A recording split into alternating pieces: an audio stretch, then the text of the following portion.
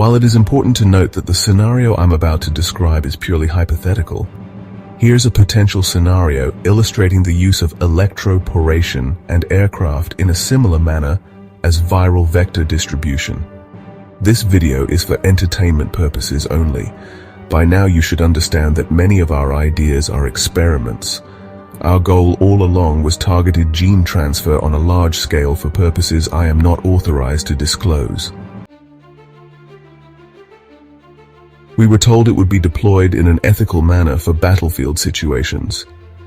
Iraq was everything we needed to ground zero battlefield testing of a variety of new technology, along with confiscating DNA from one of the most notorious historical sites which currently there has been offspring produced that are now adults working for the government.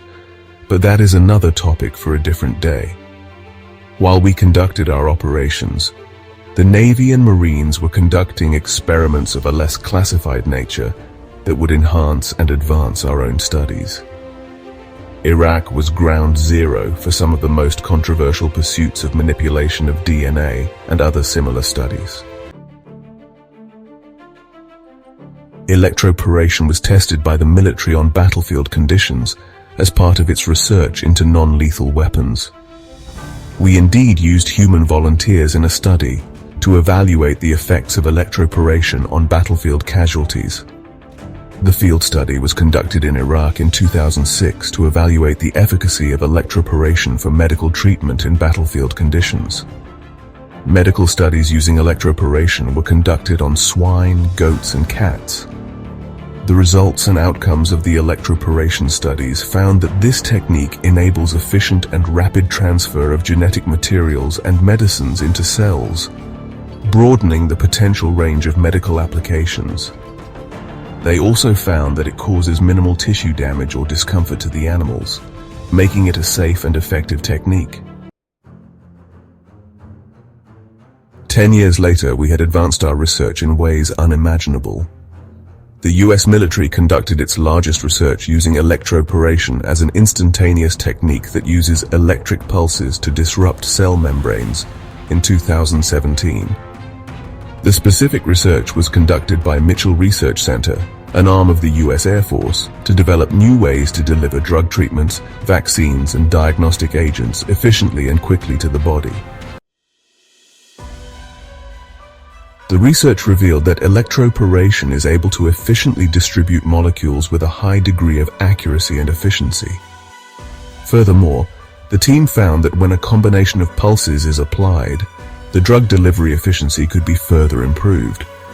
Ultimately, their findings showed that electroporation is a powerful and viable tool to enhance drug delivery efficiency and the treatment of diseases. Now, all we needed was a population to conduct our studies.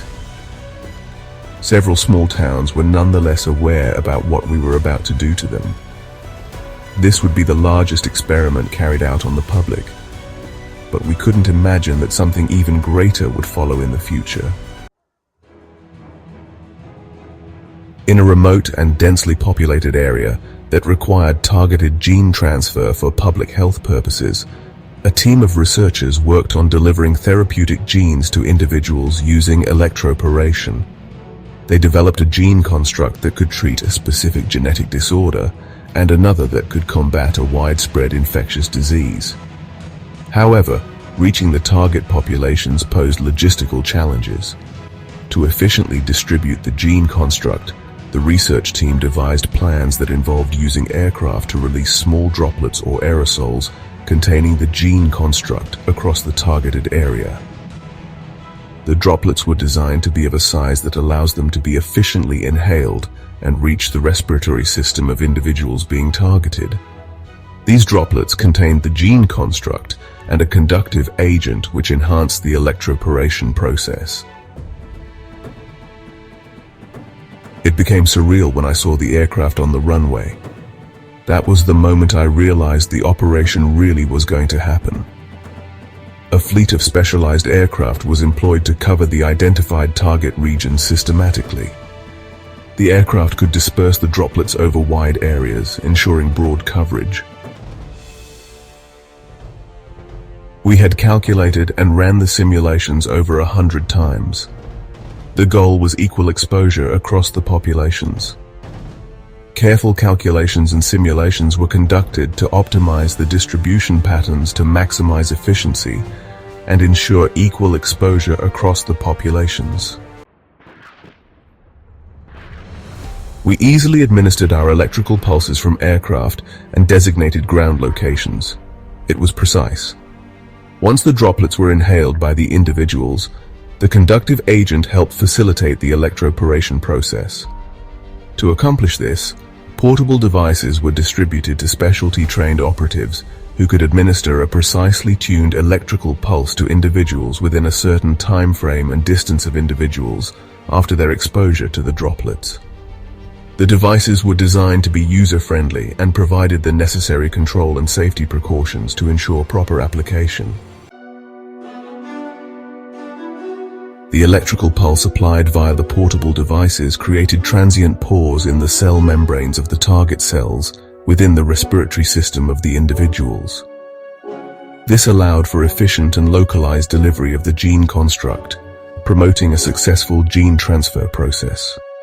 The genetic material then entered the cells and initiated the desired therapeutic effect, which was correcting genetic abnormalities or stimulating immune responses against specific pathogens.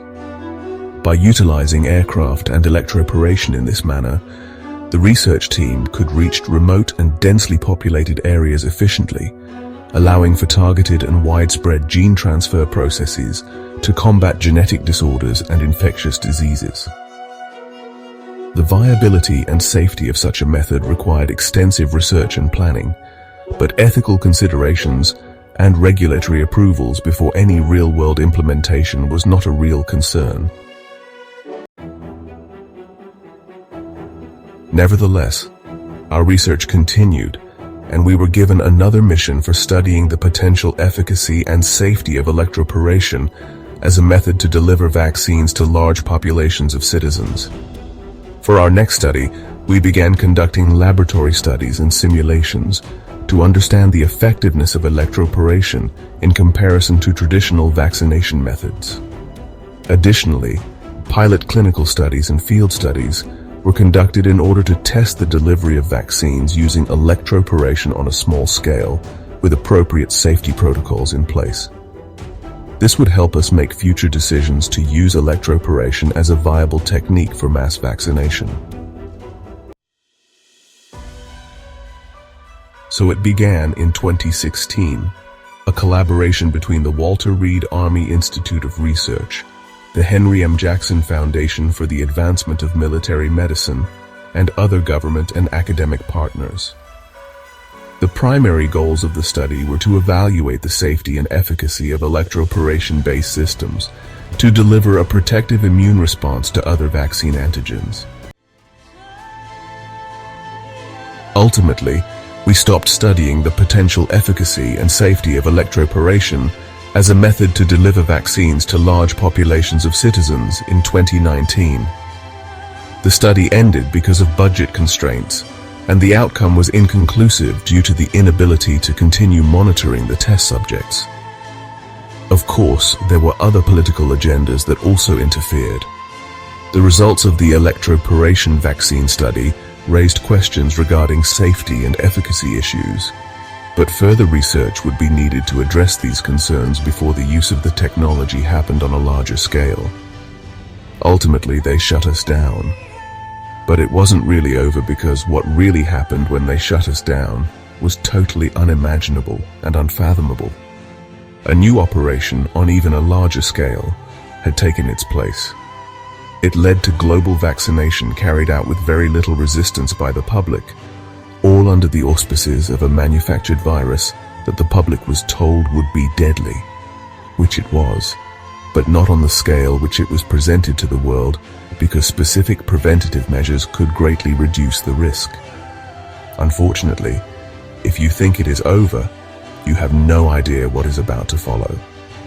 So the next chapter has already started. Resistance is futile, and the revolution will not be televised.